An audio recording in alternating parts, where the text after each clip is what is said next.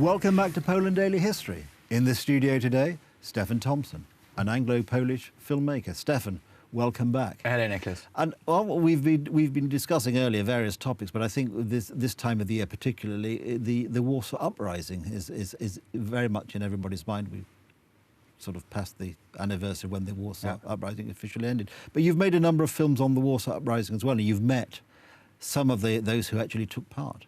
I've made just one film about the Warsaw Uprising. Difficult to call it a film. It was a 3.5-minute spot, right? Which was a very emotive spot in English, trying to explain not so much the mechanics of the politics or the military ambitions, but the passion and the emotions behind the uprising and the reasons for the uprising and the reasons why Poles today, 75 years after the uprising, still at 5 o'clock on the 1st of August, stand still for a minute and listen to the silence. I mean, the city literally stops for a whole minute. That's and it's right, an incredible thing. It's a beautiful thing to witness. It's an incredibly emotive piece of collective memory and of living collective memory. And that's what the film was about, trying to explain why Warsaw, I think, as a city, manages to inspire a fervour which I don't think you could see in I mean, you see it among Londoners, but in a different way. There's definitely there's a rawness to it. There's a hurt to it, and the whole city. You look at the city today. The city wouldn't look the way it looks if it weren't for the Warsaw Uprising, and there is a constant reminder of it as you walk down certain street, especially in the city centre. The bullet holes are still there. There are places. There's several places, marble floors, where bloodstains of resistance fighters are still embedded in the marble. It's an incredible sight to see. One of them is at the bottom of a flight of steps, and you can see the way the man who died there. You can see the way he bled out on the way down the stairs and the way he fell, because the stain sort of recreates the way he fell. So that it's an incredible thing, and it's a very emotive thing. And it's impossible to walk around Warsaw, even today, without seeing not on every street corner, but on many street corners, a little memorial here and there to the Warsaw Uprising. And it's hard for people who haven't been here, I think, to actually understand how this is really in the collective consciousness of the city as a major defining moment in the city's history. Definitely.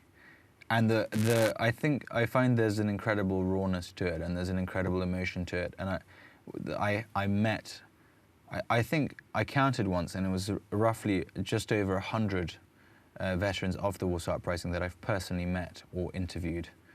And one of the things I find quite amazing about it is obviously most of these people were incredibly young when it happened. They were teenagers, or they were very young adults.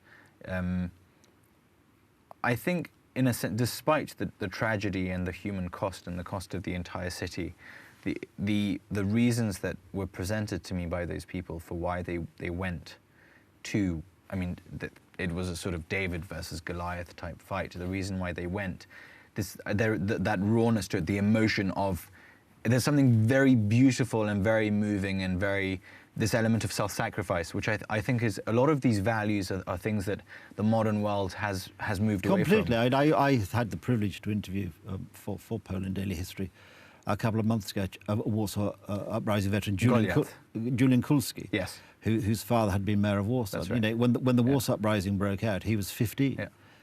And he was actually very enthusiastic, because that's what they wanted to do. He was fighting in Żoliborz, which is where his family lived.